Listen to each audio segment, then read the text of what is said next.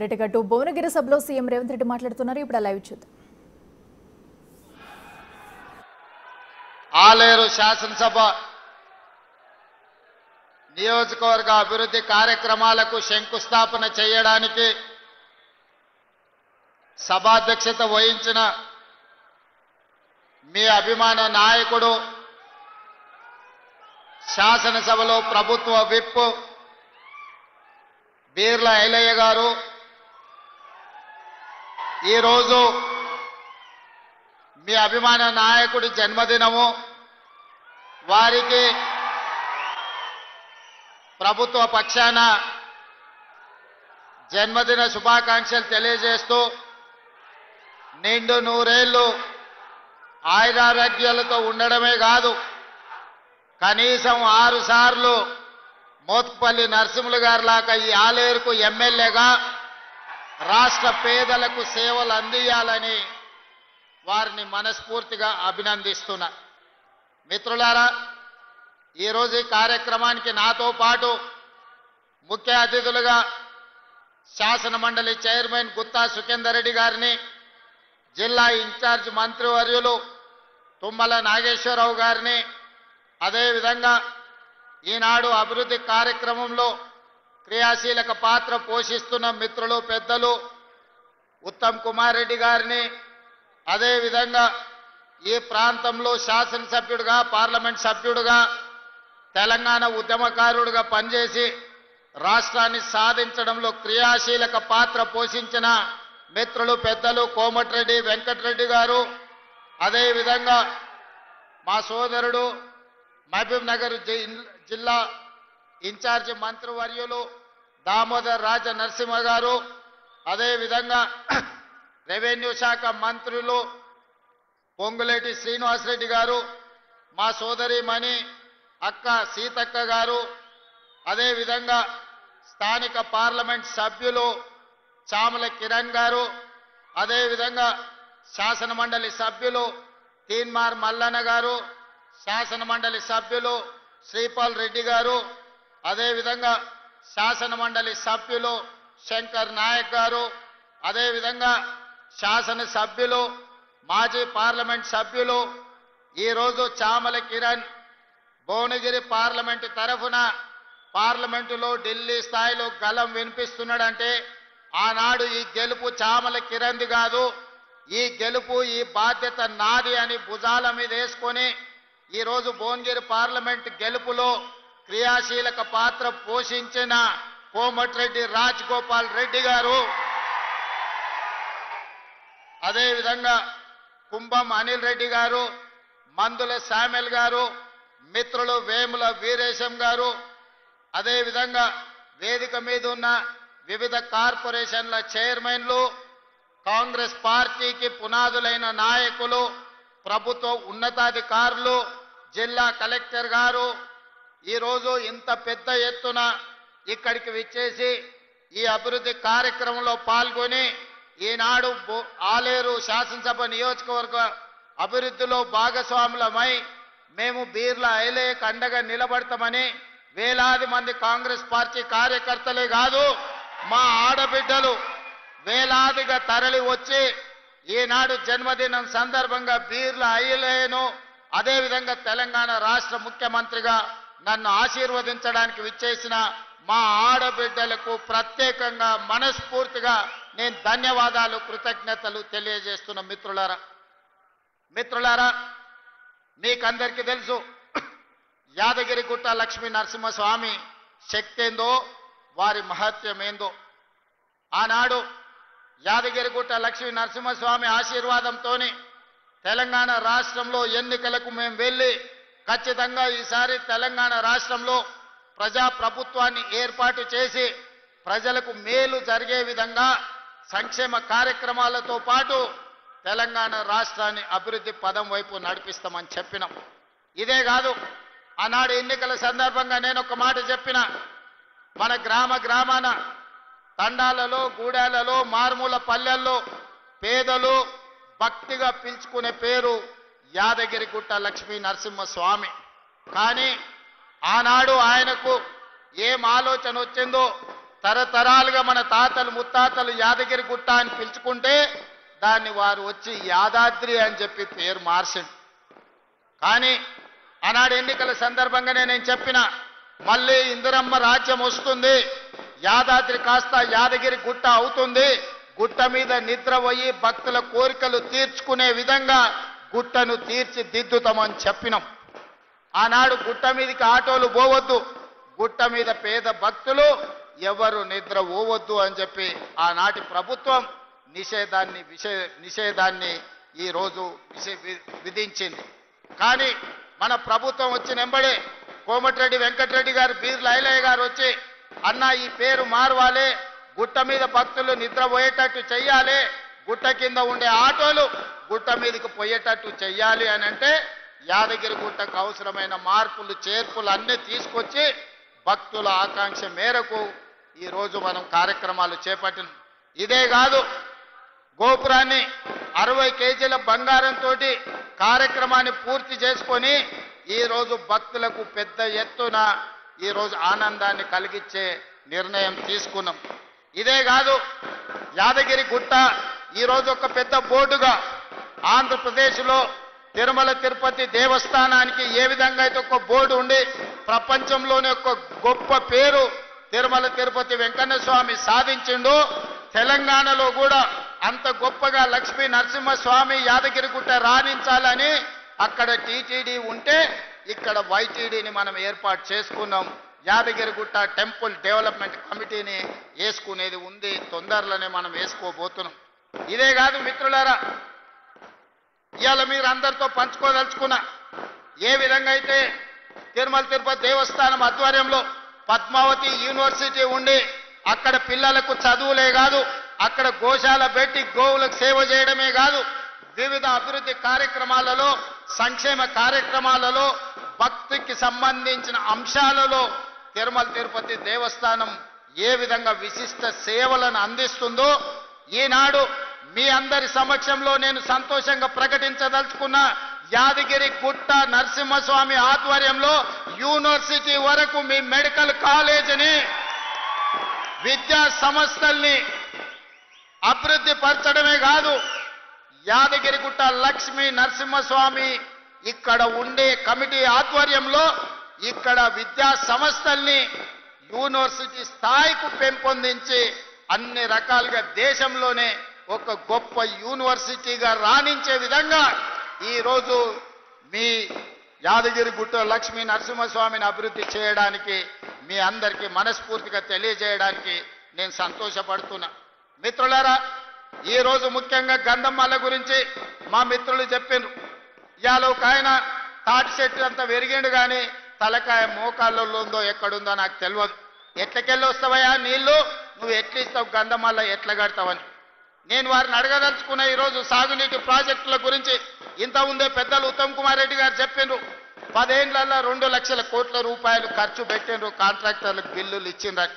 నేను అడుగుతున్న గత పాలకులను, 2 లక్షల కోట్ల రూపాయలు ఖర్చు పెడితే గంధమల్ల రిజర్వాయర్ ఎందుకు పూర్తి కాలే, పిలాయపల్లి కాలువ ఎందుకు పూర్తి కాలే, ధర్మారెడ్డి కాలువ ఎందుకు పూర్తి కాలే, ఎస్ఎల్బిసి ఎందుకు పూర్తి కాలే, నల్గొండలో ప్రాజెక్టులు నిర్మించలేదు, ఆలేరు ప్రాంతానికి సాగునీరు తాగునీరు అందించలేదు.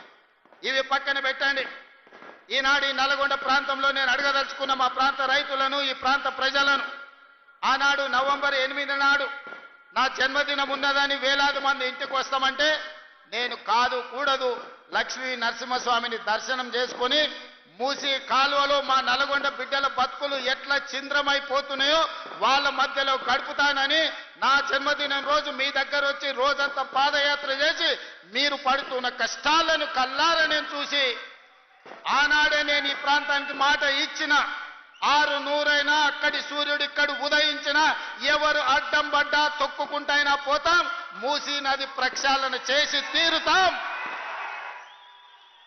నల్లగొండ రైతాంగం కష్టాలు తీరుస్తామని ఆనాడు చెప్పడం జరిగింది.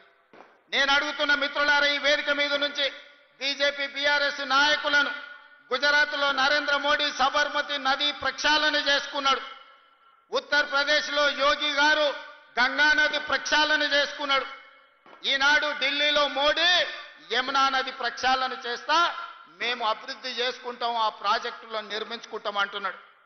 మరి నేను ఇవాళ అడుగుతున్న బీజేపీ బీఆర్ఎస్ వాళ్ళను, నరేంద్ర మోడీ సబర్మతి నది కట్టుకోవచ్చు, యోగి గంగా నది కట్టుకోవచ్చు, ఢిల్లీలో యమునా నది మీరు ప్రక్షాళన చేసుకోవచ్చు. మరి తెలంగాణ ప్రజలు ముఖ్యంగా నల్గొండ బిడ్డలు మూసీ నది ప్రక్షాళన ఎందుకు చేసుకోకూడదు? మూసీ మురికిలోనే మేము చావాలనా? మా ఆడబిడ్డలు, మా ఇతర ప్రాంతాల వాళ్ళు, నల్గొండ, ఆలేరు, భువనగిరి ప్రాంతాలకు ఆడపిల్లలు ఇవ్వాలంటే, వాళ్ళు తల్లులు కావాలంటే కష్టం ఉన్నది. ఆ ప్రాంతం విషపు నీళ్లు తాగితే బిడ్డలు పుట్టరు అనే ఒక పరిస్థితి, ఒక విషమ పరిస్థితి ఉంది.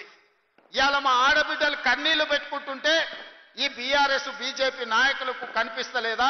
పుట్టబోయే బిడ్డలు కాలొంకరనో కన్నొంకరనో లేకపోతే బలహీనతలతోని బలహీనంగా పుడితే ఆ పాపం, ఆ ఉసురు మీకు తలగదా అని చెప్పి బీజేపీ బీఆర్ఎస్ నాయకులను అడుగుతున్నానే. మిత్రులారా, నేనేం ఎర్రవల్లిలో మీ ఫామ్ హౌస్ గుంజుకుంటా అనలే, మోయినాబాద్ ఫామ్ హౌస్ను ఆక్రమించుకుంటా అనలే, జన్వాడలో మీ ఫామ్ హౌస్లో జెండా వాతుతాను నేను అనలే. ఏమన్నా మా నల్గొండ రైతుల కష్టాలను తీరవాలి, నల్గొండలో ఉండే లక్షలాది ప్రజలకు మేలు జరగాలి, నల్గొండలో వేలాది ఎకరాలకు నీళ్లను అందించాలి, మూసీ నది ప్రక్షాళన చేసుకుంటాం, గోదావరి జలాలతో మూసీ నదిని నింపుతామని మేం ప్రయత్నం చేస్తే మీరు అడ్డం పడి హైదరాబాద్లో మూసీ పక్కన ఉన్న పేదోళ్ళ ఇండ్లు కూలగొడుతుందని విష ప్రచారం చేశారు. నేను అడిగిన ఆనాడు వాళ్ళని అసెంబ్లీలో, మూసీ నది పక్కన ఉన్నోళ్ళు ఎవరు? మా పాలమూరు నుంచి వచ్చిన వాళ్ళు, మా దేవరకొండ నుంచి వచ్చిన వాళ్ళు, మా మిర్యాలగూడ ప్రాంతం నుంచి వచ్చిన వాళ్ళు, లేకపోతే మా మునుగోడు ప్రాంతం నుంచి వచ్చిన వాళ్ళే మూసీ నది పక్కన ఉన్నారు. వాళ్ళందరికీ అవసరమైతే 1000 ఎకరాలలో మంచి ఇండ్లు కట్టిద్దాము, ఇందిరమ్మ ఇండ్లు కట్టిద్దాం, తలా 120 గజాల ప్లాట్ ఇద్దాం, ఏం కావాలన్నా వాళ్ళని ఆదుకుందాం, మంచి పాఠశాల పెడతాం, మంచి కాలేజీ పెడతాం, వాళ్ళ పిల్లల్ని ఆదుకుందాం, వాళ్ళ జీవితాలలో వెలుగు నింపుదాం. అవసరమైతే 1000-2000 కోట్లు ఖర్చైనా ఆ మూసీ నది ఒడ్డున ఉన్న పేదలకు ఖర్చు పెడదామన్నాం.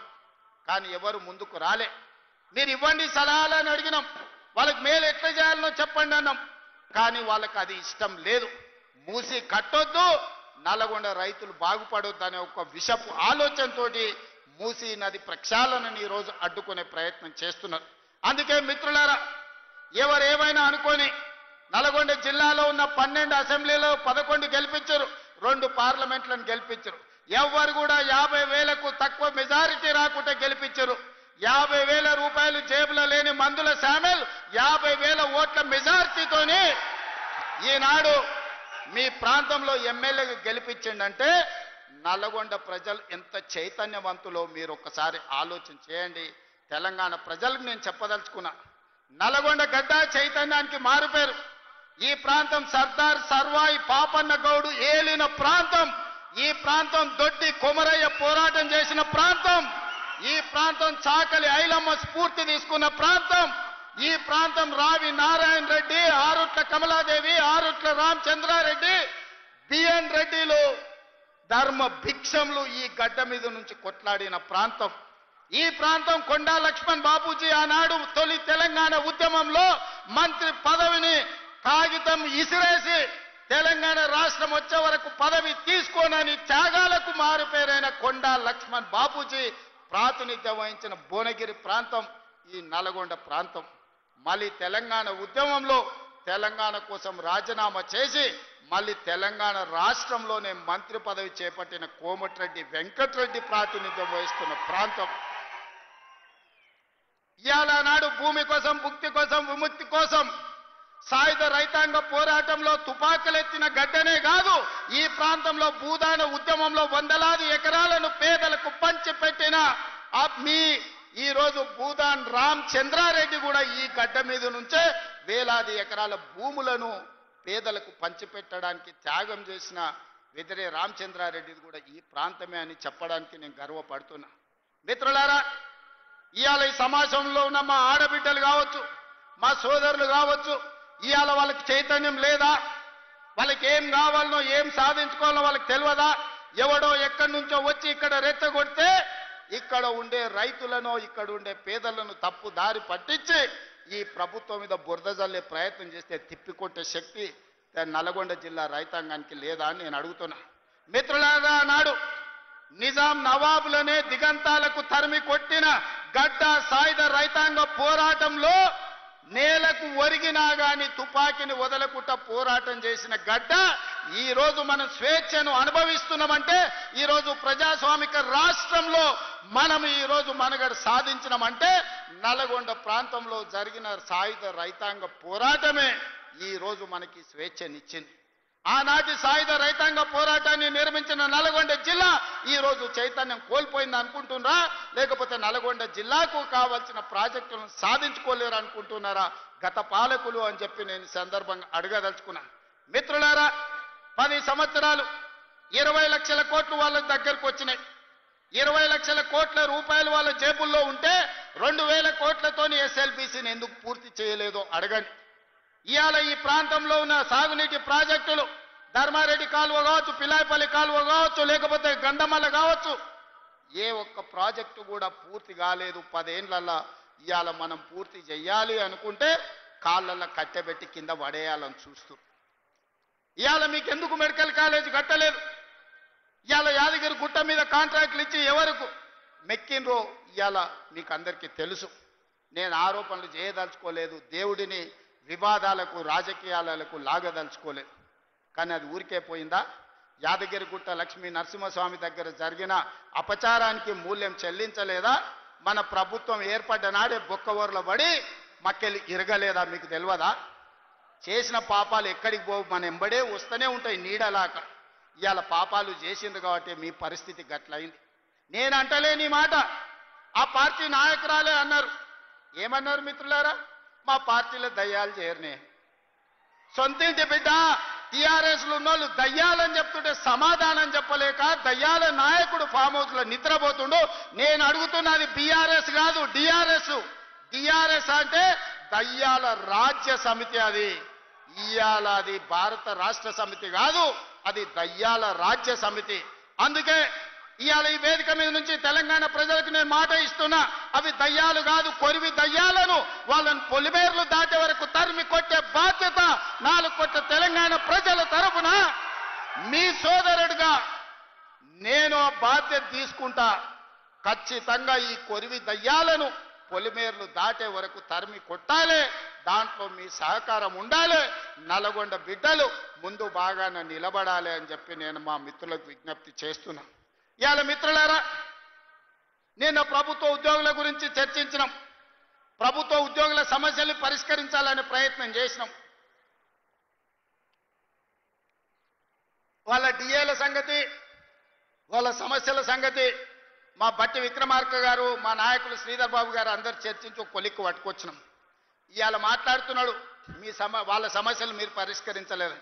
వాళ్ళందరేమో హర్షం వ్యక్తం చేసింది. ఈ ప్రభుత్వ ఉద్యోగులను కుటుంబ సభ్యులుగా భావించి మా సమస్యలను పరిష్కారానికి ముందుకు వచ్చిండ్రు. మనస్ఫూర్తిగా ధన్యవాదాలు తెలియజేస్తున్నామని. సరే, ఆరోపణలు ప్రత్యారోపణలు పక్కన పెట్టండి. నేను ఇవాళ వేదిక మీద నుంచి 5 లక్షల తెలంగాణ ప్రభుత్వ ఉద్యోగులను అడుగుతున్నా. వాళ్ళ సతీమణులను నేను అడుగుతున్నా మీ సోదరుడిగా. అక్క, అవ్వ, అమ్మ, 10 ఏళ్లలో చంద్రశేఖరరావు ముఖ్యమంత్రిగా ఉన్నప్పుడు ఏనాడైనా 1వ తారీఖు నాడు మీ ఆయన జీతాలు ఖాతాలో పడ్డాయా? నెల జీతం 1వ తారీఖు నాడు వస్తే వచ్చే ఎన్నికల్లో నాకు ఓటు ఇయ్యకండి. నేను తెలంగాణ రాష్ట్ర ప్రభుత్వానికి ముఖ్యమంత్రిగా బాధ్యత చేపట్టినాక ఈ 5 లక్షల ప్రభుత్వ ఉద్యోగస్తులకు 1వ తారీఖు నాడే మొత్తం జీతం మీ ఖాతాలో వేస్తే మీరు అండగా నిలబడండి. ప్రజా ప్రభుత్వాన్ని ఆశీర్వదించండి. నెల ప్రభుత్వ ఉద్యోగులకు జీతాలు ఇవ్వలేనోడు, దివాలా తీసిన దద్దమ్మలాక ఇన్స్టాల్మెంట్ల జీతాలు చెల్లించినోడు ఇవాళ వచ్చి నన్ను ప్రశ్నిస్తాడా? నువ్వా నన్ను అడిగేది? 10 ఏళ్ళు రాష్ట్రాన్ని దోసుకొని, రాష్ట్రాన్ని తగలబెట్టి, రావణ కాష్టంగా మార్చి 8 లక్షల కోట్ల రూపాయల అప్పు చేసి రాష్ట్రాన్ని దివాలా తీపించి విద్యార్థులను, రైతులను, ఉద్యమకారులను పొట్టన పెట్టుకొని బంగారు తెలంగాణ ముసుగులో బొందలగడ్డ తెలంగాణ చేసిన దిక్కుమాలిన ప్రతి ఎదవ ఈ రోజు మనల్ని వచ్చి విమర్శిస్తాడా? కార్యకర్తలారా ఆలోచన చేయండి. 18 నెలల్లో ఎన్నడైనా మనం నిద్రపోయినామా? 18 నెలలలో ఎన్నడైనా కార్యకర్త నుంచి నాయకుల వరకు ఎవరినైనా కలవకుండా ఉన్నామా? ఇవాళ ఎవరిని కలవకుండా చూసిన వాళ్ళు కలవకుంటోళ్ళు, మనం కాదు. ఎన్నిసార్లు బయటకు వచ్చిండు, ఎన్నిసార్లు ప్రజల్ని కలిసిండు ఆయన అడగండి. మా అక్కల్ని అడుగుతున్నా, అక్క ఏనాడైనా ముఖ్యమంత్రిని చూసిర్రా? ఇంతకుముందే వాసాల మర్రిలా ఆయన వచ్చినాడు. ఎవరికి ఆకుల ఆగవ్వకు అల్లనేరేడు పండించిండంట. ఆ అల్లనేరేడు పండి తిన్నందుకు ఆమె పోయి దావకాళ్ళు అంటే మా అక్క కూడా ఇక్కడికి వచ్చే ఉంటుంది నాకు తెలిసి. ఇవాళ వాసాల మరిలో ఇళ్ళని కూలగొట్టి శ్మశానం చేసి కూర్చున్నాడు. దాని ఆదర్శ గ్రామంగా తీర్చిదిద్దుతా అన్నాడు. మరి ఆ వాసాల మరి పరిస్థితి ఏముందో నాకైతే తెలియదు. కానీ మా చామలకీరను మా బీర్ల ఐలేను పోయి చూసిరమ్మ అంటున్నా. వాళ్ళకి ఆయన అన్యాయం చేసిపోతే న్యాయం చేసే బాధ్యత మన మీద ఉన్నది. వాళ్ళ ఉన్న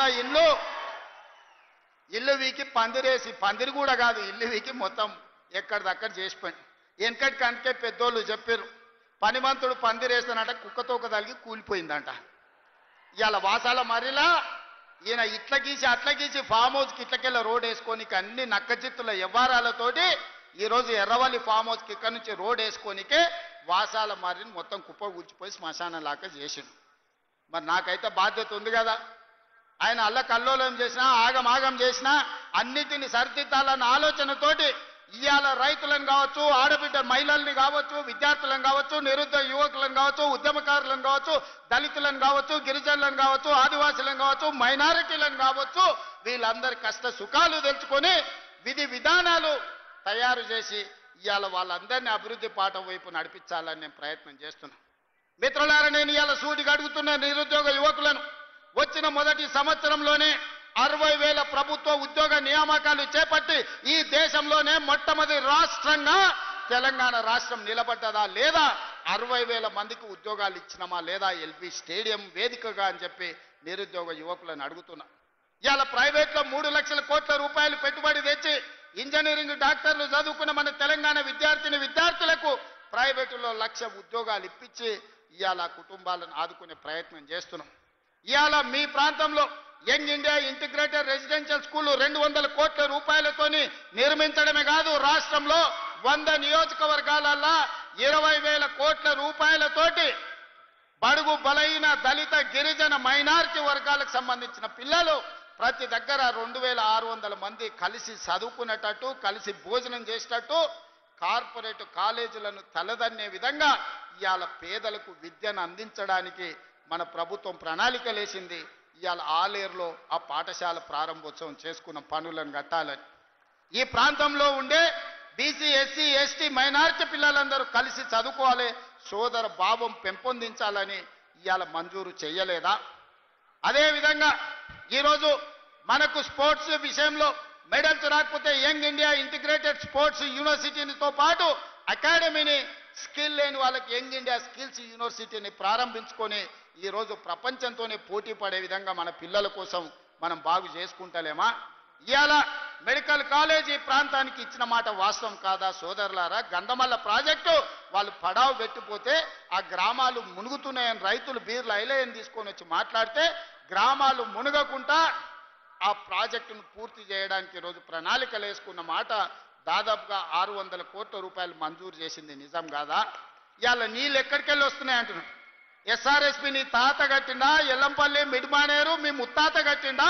మా కాంగ్రెస్ పార్టీ పండిత్ జవహర్లాల్ నెహ్రూ మొదలుపెట్టిన ఎస్ఆర్ఎస్పి, శ్రీపాద, ఎల్లంపల్లి, మిడ్మానేరు ప్రాజెక్టులు మేము కట్టినాం. ఈరోజు గంధమ్మలకి ఎట్లా నీళ్లు దేవాళ్ళు మాకు తెలియదా? నిధులు ఇచ్చినోనికి నీళ్ళు ఇచ్చే తెలియదానే? తెలియదా? అన్నం పెట్టిన అవ్వకు ఉండనీకే తొడుక్కోనికే బట్టలు ఇచ్చే తెలియదా? ఇవాళ ఇందిరమ్మ ఈరోజు ఏ గ్రామానికైనా వెళ్దాం, నేను సూటిగా సవాలు విసురుతున్నా. పేదోడు ఉంటున్న ఇల్లు ఇందిరమ్మ ఇల్లు కాదా? పేదోడు కట్టుకున్న ఇళ్ల పట్టా ఇందిరమ్మ ఇళ్ల పట్టే కాదా? పేదోడు దుక్కి దున్నుకుంటున్న భూమి అసైన్మెంట్ పట్టాల పేరు మీద బీసీలకు, ఎస్సీలకు, ఎస్టీలకు లక్షల ఎకరాల భూ పంపకాలు చేసింది ఇందిరమ్మ కాదా? ఆ ఇందిరమ్మ మా అమ్మ కాదా? మా కాంగ్రెస్ పార్టీ తల్లి కాదా ఇందిరమ్మ? ఆమె నాయకత్వంలో పనిచేసే మేము ఇవాళ ఈ ప్రాంతాన్ని అభివృద్ధి చెయ్యాలని మేము ముందుకు వస్తే,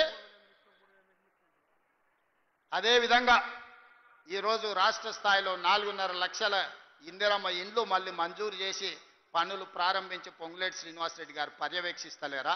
ఇదే కాదు, మా అక్కల్ని అడుగుతున్నాయాల, మా ఆడబిడ్డలు ఈడుండ్రు. అక్క, ఆనాడైన ప్రభుత్వంలో మీరు అమ్మగారింటికి పోవాలన్నా అమ్మోరిని దర్శించుకోవాలంటే ఇంటి ఆయనను బస్సు కిరాయి పైసలు అడిగేది, అవునా? అయితే కొడుకుని అడగాలి, లేకపోతే ఇంటి ఆయనను అడగాలి. ఎందుకమ్మా ఈ పండుగ ఎందుకు మళ్ళీసారి పోదు అమ్మగారింటికంటే ఊకుండాల్సి వస్తుంది. కడుపులో దుఃఖం ఉన్నా దాచిపెట్టుకొని ఉండేది. కానీ ఇవాళ ఇంటి ఆయన పొలం కాడికి పనికి పోతే అమ్మగారింటికి పోయి చూసి ఒక్క సిల్లి గవ్వ లేకున్నా ఆర్టీసీ బస్సు చెయ్యి చూపితే ఉచితంగా బస్సు ఎక్కుతలేరా అక్క? నిజం చెప్పండి. మా అక్కలు నేను అడుగుతున్నా, మీ తమ్ముడు ముఖ్యమంత్రి అయినాక తెలంగాణ రాష్ట్రంలో మీరు ఎవరైనా ఒక్క పైస పెట్టి టికెట్ కొన్నారా? ఆర్టీసీ బస్సు బాజాబ్తా ఇవాళ మీరు ఉచితంగా ప్రయాణం చేస్తలేరా? మా అక్కల్ని ఒక్కసారి ఆలోచన చేయమంటున్నా. అదేవిధంగా మా సంఘాల సభ్యులకు 21,000 కోట్ల రూపాయల బ్యాంకుల లింకేజ్ ఇచ్చినాం. మా సంఘాల సభ్యులు వ్యాపారం చేస్తారు. అదానీలు అంబానీలే కాదు, సోలార్ పవర్ విద్యుత్ ప్లాంట్లు 1000 మెగావాట్ల ప్లాంట్ ఈరోజు మా అక్కలకు పెత్తనం ఇచ్చింది. నిజం కాదా? ఆర్టీసీ బస్సులో ఉచిత ప్రయాణం కాదు, 600 బస్సులు వాళ్ళకిచ్చి అదే ఆర్టీసీకి కిరాయికి పెట్టి 600 బస్సులకు మా ఆడబిడ్డల్ని యజమానులను చేసింది. నిజం కాదా? ఇవాళ రిలయన్స్తో పోటీ వాడి పెట్రోల్ బంకులు మీరు పెట్టుకొని నిర్వహిస్తున్న మాట నిజం కాదా? ఇందిరా మహిళా శక్తి క్యాంటీన్లు ఈ రోజు రాష్ట్రం నలుమూలలో మీరు ప్రారంభించుకొని చేస్తున్న మాట నిజం కాదా? అమ్మ ఆదర్శ పాఠశాల పేరు మీద గ్రామాన కాంట్రాక్టర్ల చేతుల్లో పనులు పెడితే అవి తీసి మా ఆడబిడ్డల చేతులు పెట్టి అమ్మ ఆదర్శ పాఠశాల పేరు మీద పాఠశాలల నిర్వహణ మీ చేతిలో పెట్టలేదా? స్కూల్లో పిల్లలు బట్టలు కుట్టేది ఆనాడు పెద్ద పెద్ద కంపెనీలకు ఇస్తే ఈ రోజు మా ఆడబిడ్డలకు ఇచ్చిన మాట వాస్తవం కాదా? ఇవాళ మా అక్కల్ని ఆర్థికంగా నిలదొక్కునేలా చేసి 1 కోటి మంది ఆడబిడ్డల్ని కోటీశ్వరులను చెయ్యాలి. 10 ఏళ్లలో నా లక్ష్యం అదే. నా జీవితంలో 1 కోటి మంది ఆడబిడ్డల్ని కోటీశ్వరులను చేస్తా అని కంకణం కట్టుకొని బయలుదేరి మీకోసం కృషి చేస్తుంటే ఇవాళ మిమ్మల్ని చూసి ఏడుస్తున్నారు. మీ ఒకనాడు ఇంటాయనని బస్సుకి అడిగే మీరు సాయంత్రం బెల్ట్ షాప్కి ఆయన మిమ్మల్ని నగదు అడిగే పరిస్థితి తెచ్చినా లేదా? మా అక్కలు చెప్పాలని నేను అడుగుతున్నాను. ఇవాళ పెత్తనం మా ఆడబిడ్డల చేతి ఉంటే పిల్లల చదువులు ఉంటాయి, ఇల్లు బాగుపడుతుందని ఇవాళ మా అక్కల చేతుల్లో పెత్తనం పెట్టిన మాట నిజం కాదా? ఆనాడు అప్పుల్లో ఉండి 1,00,000 రుణమాఫీ చేస్తాని 10 ఏళ్ళు ముంచి రైతులను ఆగమాగం చేసి వేలాది మంది చచ్చిపోతే సంవత్సరం తిరిగే లోపు లక్ష్మీనరసింహస్వామిగా 25,55,964 మంది రైతులకు 20,617 కోట్ల రూపాయల రైతు రుణమాఫీ చేసి 2 లక్షల రూపాయల వరకు రైతులకు అప్పు విముక్తి కలిగించింది మన ప్రభుత్వం కాదా అని నేను అడుగుతున్నా. ఇవాళ రైతులకు ఉచిత కరెంటుతో పాటు ఆనాడు ఒరేసుకుంటే ఉరేసుకున్నట్టే ఆయన నాయకుడు అంటే వరి వేసుకోండి చివరి గింజ వరకు కొంటాం, అదే కాదు సన్న వడ్లు పండిస్తే 500 రూపాయల బోనస్ ఇస్తామని చెప్పి ప్రత్యేకంగా పర్యవేక్షించడానికి ఉత్తమ్ కుమార్ రెడ్డి గారి నాయకత్వంలో నిరంతరం ఓట్లు అమ్మిన 48 గంటల్లో మీ ఖాతాలో పైసలు వేస్తలేమా? ఇవాళ రైతులను ఆదుకొని ప్రాజెక్టులు పూర్తి చెయ్యాలి అని మేము పనిచేస్తుంటే కడుపు మండి విషం జమ్ముతున్నారు ఈరోజు రైతుల మీద. అందుకే మిత్రులారా మీరందరూ ఆలోచన చేయండి. ఈ ప్రభుత్వం మీ ప్రభుత్వం, ఈ ప్రభుత్వం మన ప్రభుత్వం, ఈ ప్రభుత్వం పేదోళ్ళ ప్రభుత్వం, ఈ ప్రభుత్వంలో దళితులు గిరిజనులు ఆదివాసులు తలెత్తుకునే ప్రభుత్వం. అందుకే 1931లో బ్రిటిష్ వాళ్ళు కులగణన చేస్తే 100 ఏళ్లలో ఎవడు చేయలేకపోయిన, ఎవడు ధైర్యం చేయలే ముట్టుకోనికే.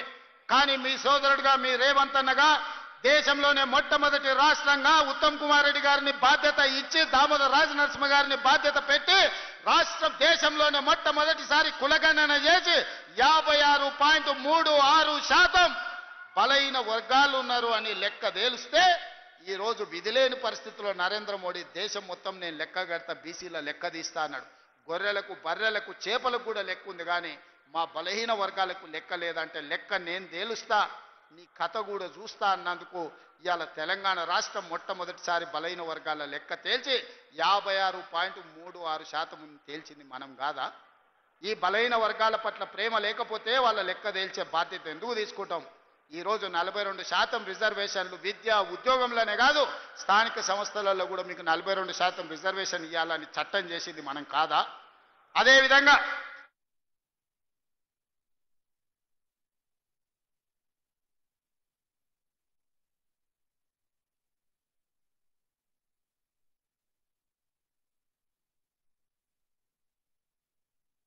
మరుక్షణం దామోదర రాజనరసింహ గారు నాకు చిట్టి తెచ్చిండు అసెంబ్లీలో.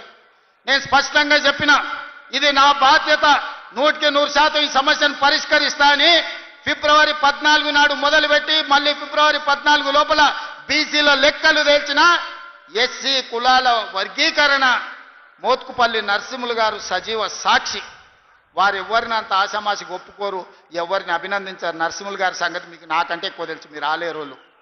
కానీ వారు స్వయంగా అసెంబ్లీకి వచ్చి శాలువ కప్పి తమ్మి ఈ రోజు నా మనసుకు ఆనందం కలిగింది, దశాబ్దాల మా కొట్లాట పరిష్కారం చూపించినమని నరసింహులు గారు అభినందించిన మాట వాస్తవం కాదా? ఇవాళ ఎస్సీ కులాల వర్గీకరణ చేసి ఆ చిక్కుముళ్ళని ఇప్పింది ఈ ప్రభుత్వం కాదా అని నేను అడుగుతున్నా. ఇన్ని రకాలుగా రైతులను, మహిళల్ని, విద్యార్థులను, నిరుద్యోగులను, ఉద్యమకారులను, బలహీన వర్గాలను, దళిత వర్గీకరణతో పాటు ప్రతి సమస్యను పరిష్కరించుకుంటా 18 నెలల్లో మనం ముందుకు వెళ్తుంటే 10 ఏళ్ళు రాష్ట్రాన్ని దోసుకున్నాడు. ఇవాళ నువ్వు దిగిపో అని అంటుండు. మిత్రులారా, మీరు ఆలోచన చెయ్యండి. నాకేం లేదు కోరికలు. ఆయనను పట్టుబట్టాలనుకున్నా, పట్టుబట్టినా, పని బట్టినా, పడగొట్టడమే కాదు ఆ కుర్చీలో కూర్చున్నా. జీవితంలో నా లక్ష్యాన్ని నేను నెరవేర్చుకున్నా.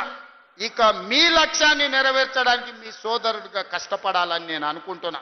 నాకు ఇంకేం కోరికలు లేవు. నన్ను ఇబ్బంది పెట్టినోని, నన్ను జైలు పెట్టినోని ఖచ్చితంగా జైలు నుంచి బయటకు వచ్చిన రోజు ఒక మాట చెప్పిన, తొడగొట్టి చెప్పిన, నిన్ను పడగొట్టే వరకు కళ్ళు ముయ్యను అని చెప్పి పడగొట్టి చూపించిన. ఇవాళ మీ అందరికీ నా విజ్ఞప్తి ఒక్కటే, 10 ఏళ్ళు ఆశీర్వదించండి. ఈ తెలంగాణ రాష్ట్రాన్ని $1 ట్రిలియన్ ఎకానమీగా మార్చి ప్రపంచానికి ఆదర్శంగా నిలబడి బెంగళూరు, చెన్నైయో, ముంబైయో, ఢిల్లీతో కాదు, న్యూయార్క్, టోక్యో, జపాన్ దేశాలతో పోటీ పడే విధంగా తెలంగాణ రాష్ట్రాన్ని అభివృద్ధి పదం వైపు నడిపించే శక్తిని మీరు ఇవ్వండి మిత్రులారా. మీరిచ్చే శక్తితోని మూసీ నది ప్రక్షాళన చేస్తా, రీజనల్ రింగ్ రోడ్డు నిర్మిస్తా, భారత్ ఫ్యూచర్ సిటీని ప్రపంచానికి ఒక గొప్ప నగరంగా అందిస్తా. ఈ రోజు బలహీన వర్గాల పిల్లలు డాక్టర్లు, లాయర్లు, ఇంజనీర్లుగా, ఐఏఎస్లు, ఐపీఎస్లుగా రాణించి ఈ దేశ పునర్నిర్మాణంలోనే మీరు భాగస్వాములుగా ఉండాలి, మీకు బాధ్యత ఉండాలి అనే విధంగా తీర్చిదిద్దే విధంగా నేను ప్రయత్నం చేస్తాం మిత్రులారా. అందుకే ఇవాళ మిమ్మల్ని అందరిని అడగదలుచుకున్నాం. లక్ష్మీ నరసింహస్వామి కాళ్ళ దగ్గర ఈరోజు మనందరం కూర్చున్నాం. ఆ స్వామి సాక్షిగా అభివృద్ధి చేసే శక్తిని ఇవ్వండి. ఈ తెలంగాణ రాష్ట్రాన్ని, ఆగమైన తెలంగాణను మనం పునర్నిర్మించుకుందాం. ఇవాళ ఒక్క నోటీస్ ఇస్తేనే ఆయన ఆగమాగం అవుతున్నాడు. నెలల కొద్ది జైళ్ళల్లో గడిపిన మేమేమనుకోవాలి? నువ్వు దేవుడువా? నువ్వు మనిషివే కదా. ఆనాడు ప్రధానమంత్రిగా పనిచేసిన పివి నరసింహారావు ఒక సెషన్స్ మేజిస్ట్రేట్ ముందర పోయి చేతులు కట్టుకొని నిలబడ్డాడు కోర్టు నోటీస్ ఇస్తే. మీకెందుకయ్యా అంత బలుపు? మీరు చేసిన తప్పులకి ఇవాళ కమిషన్ నోటీస్ ఇచ్చింది. జవాబు చెప్పాల్సింది పోయి ఎదురుదాడి మా మీద చేస్తున్నారు. నువ్వు మా మీద దాడి చేసుడు కాదు, ఇది కాళేశ్వరం కమిషనా, కాంగ్రెస్ కమిషనా అడుగుడు కాదు. నీ పార్టీలో ఉన్న దయ్యాల గురించి నీ బిడ్డనే చెప్పింది కదా. ఆ దయ్యాలు, కొద్ది దయ్యాలు ఎవడో తెలంగాణ ప్రజల్ని ఎట్లా పట్టి పీడిస్తుండ్రో ఇవాళ నీ బిడ్డ అడిగిన ప్రశ్నకు సమాధానం చెప్పమని బీఆర్ఎస్ నాయకులను అడుగుతున్నా. ఇప్పటి నుంచి అది దయ్యాల రాజ్య సమితే తప్ప అది భారత రాష్ట్ర సమితి కాదు, అది దయ్యాల పార్టీ అని మన కార్యకర్తలు ఊరూరాలు చెప్పాలి. ఎవడు కనిపించినా ఒకటే చెప్పారు, అరే దయ్యాలు వచ్చినాయి రా భయ అని. ఇంకా వాళ్ళని పేరు పెట్టి పిలువకారు ఎక్కడ కూడా. కనిపిస్తే చాలు దయ్యాలు వస్తున్నాయని ప్రజలకు చెప్పండి. ఎందుకంటే దయ్యాలతో ఉన్న ప్రమాదం తెలంగాణ ప్రజలకు తెలవాల్సిన అవసరం ఉన్నది. అందుకే మిత్రులారా, మళ్ళొక్కసారి చెప్తున్నా, మళ్ళసారి గెలవడానికి, ఆలేరు అభివృద్ధి చేయడానికి మీ సోదరుడికి ఏం మీకు కావాలనో, పరిష్కారం కావాలనో, ఏం అండగా నిలబడాలో మీరు చెప్పండి. అన్ని పనులు చేసి పెట్టే బాధ్యత నాది. ఎందుకంటే ఆలేరులో ప్రజలు మంచోళ్ళు, కొంచెం నాయకులు అక్కడిక్కడ ఉన్నా మీ అభివృద్ధి చేసే బాధ్యత నాది. అమాయకుడైన బీర్ల ఐలయ్య ఈరోజు మీకు నాయకుడు ఉన్నాడు. ఆయన అడగలే పదవి, విప్పు పదవి నేను ఇచ్చిన పిలిచి. ఎందుకంటే బలహీన వర్గాల నుంచి నా వెనకాల కూర్చుంటే ఒక బీర్ల ఐలయ్య ఉండాలి, ఒక ఆది శ్రీనివాస్ ఉండాలి, ఒక అట్లూరి లక్ష్మణ్ ఉండాలి, ఒక రామచంద్ర నాయక్ ఉండాలి. బలహీన వర్గాలు నా వెనకాల కూర్చుంటే సభకు నిండుదనం వస్తుందని వాళ్ళందరినీ విప్పులుగా వేసి ఈరోజు మీ ప్రాతినిధ్యాన్ని పెంచే ప్రయత్నం చేస్తున్నాం. రాహుల్ గాంధీ గారి లక్ష్యం నెరవేర్చడమే నా బాధ్యత అని తెలియజేస్తూ, ఇంతసేపైనా ఓపిక ఉన్న మా సోదరులందరికీ నిండు మనసుతో ఆశీర్వదించడానికి ఇక్కడికి విచ్చేసిన ఆలేరు ప్రజలందరికీ కూడా మనస్ఫూర్తిగా అభినందనలు తెలియజేస్తున్నా. మీరందరూ అండగా నిలబడతారా? తెలంగాణ రాష్ట్రాన్ని పునర్నిర్మించుకుందామా? మీరందరు సిద్ధమేనా? మీరందరూ అండగా ఉంటారు కదా? అండగా ఉంటా అన్న వాళ్ళందరూ చేయి పైకెత్తండి. మా అక్కలు కూడా, అక్క కోటీశ్వరులను వచ్చేసారి 1 కోటి ఓట్లు రావాలంటే మా ఆడబిడ్డలే కోటీశ్వరులు అయ్యి నాకు అండగా నిలబడాలి. మీరందరూ ఆశీర్వదించడానికి చేయి పైకెత్తండి అని చెప్పి మా అక్కలందరికీ విజ్ఞప్తి చేస్తున్నా. జై కాంగ్రెస్, జై జై కాంగ్రెస్. ధన్యవాదాలు మిత్రులారా.